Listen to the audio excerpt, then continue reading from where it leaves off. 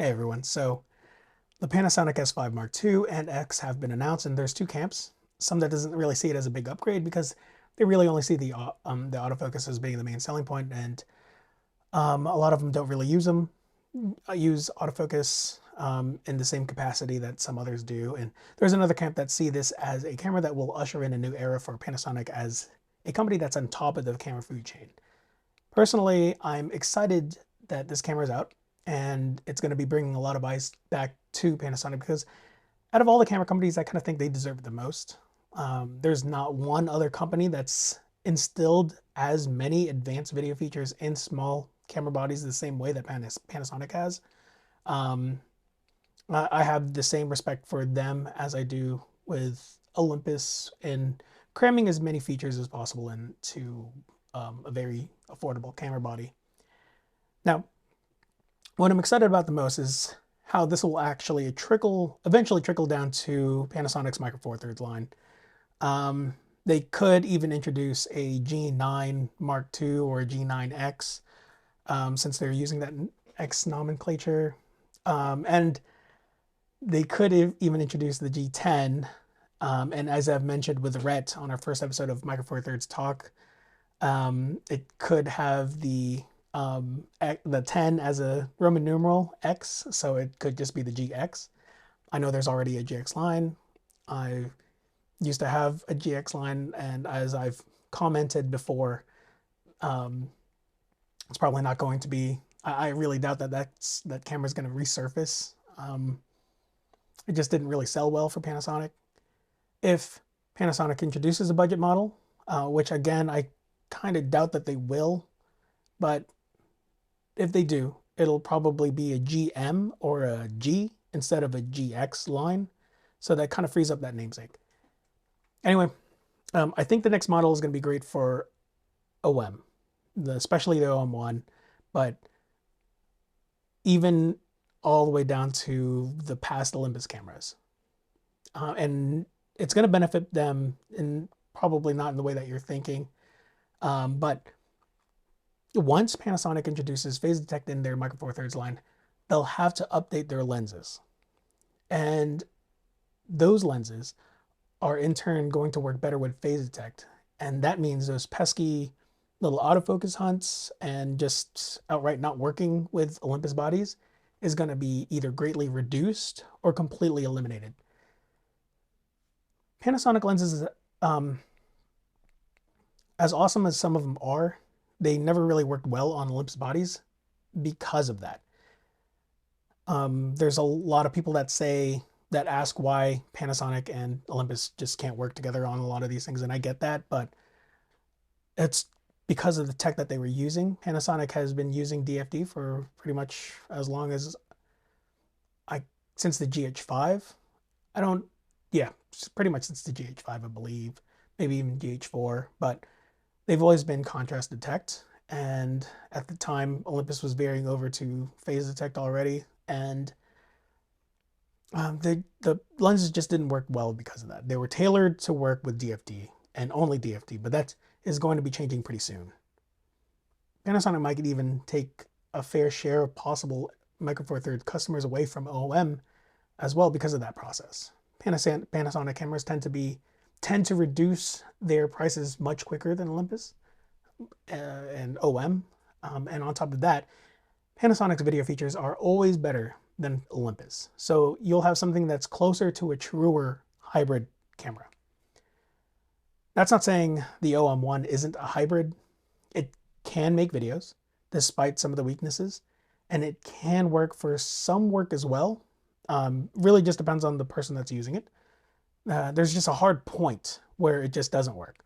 I myself have tried to make it work, and I'm already at a point where I can't. So I've actually gone elsewhere for my work stuff. Not leaving Olympus, still shooting on Olympus. So, that's not a thing. It's just for my work stuff. But anyway, what can we expect from Panasonic now? They seem to have a monster camera. What can we expect from them? Well, I personally think they shouldn't have so many bodies. It's honestly a waste. They don't need to have 3 different S1 models and 2 different S5 models. They really should simplify their lineup. So obviously the S5 Mark II and the X is suited in that $2,000, $3,000 lineup. It punches well into that class in terms of video specs and photo specs. Now, the S1R, if we look at that camera, it could exist, but honestly, since they have this whole L2 thing, the Leica Lumix team up, they should reserve that for the next SL3, and it should stay as an SL3. That could be their high megapixel powerhouse photography camera, something that's going to compete in that 60 plus megapixel range. And then that leaves basically the S1 and the S1H. They probably will be using the X nomenclature, so it'll probably be called the S1X. And if they do, you'll probably see a lot of YouTubers titling their videos, Panasonic brought S1XC back. Lame.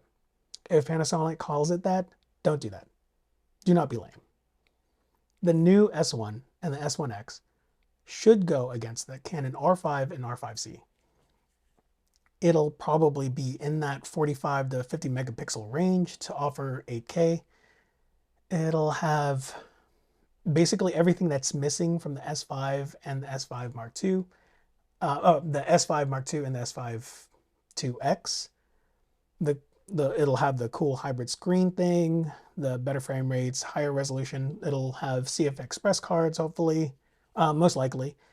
It could even have higher frame rates as well.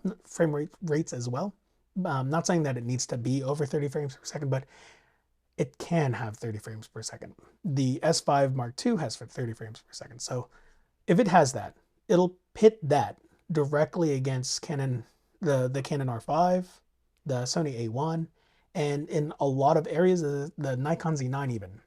The biggest benefit though, especially with Panasonic, is their pricing. They typically underprice their cameras by quite a bit. They also need now, the one thing that they do need to concentrate on though, a little bit more, is their cinema lines. I've lost a bit of hope on their Ava series. Clearly the S1H has taken over that budget arena, but the Varicam series was pretty popular in the bigger productions. They offered a very unique tool set against Red and Aries. Even today, if I were shooting a major film and I had the budget for it, I'd probably lean more towards the Varicam just because I like the features that it has, and I love the way the menu works. If you've ever shot it with a Varicam, it's very intuitive, much more so to me compared to some of the other companies. But I guess that could just be regarding familiarity. Now, in their cinema line, I think this is where their team up with DJI is going to be a bigger deal. The DJI Ronin 4D didn't hit the audience. It didn't hit the audience very well. It was a little bit too niche, I think, and there's a lot of little problems with the camera.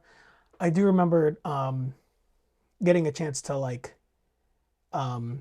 check it out. I didn't actually hold it or use it or anything, but I remember I do marketing for a company, and they had the Ronin 4D just as something that was letting them use it for a little while, and I remembered them having problems with the menu. So I think it was just not really stable.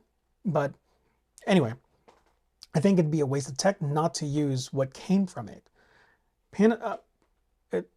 It's already known that Panasonic and DJI are working on something with LiDAR. We definitely know that much. So I'm fully expecting a new Panasonic and DJI cinema camera with LiDAR built in. So it doesn't need that separate unit on top. I expect it to have a detachable front section, similar to what the Arri Alexa M and the Sony Venice 2 has. If you look at the DJI Ronin 4D, it already has it detached, separate from the body. So it would probably be a really easy transition. But if Panasonic brings their cinema camera menu system, the Varicam codecs, the codec options, and a lot of the stability and mix that in with some of the DJI's tech, that's going to be a little bit of that's going to be stealing a little bit from the RE Red and Sony I've been saying the Sony bigger camera.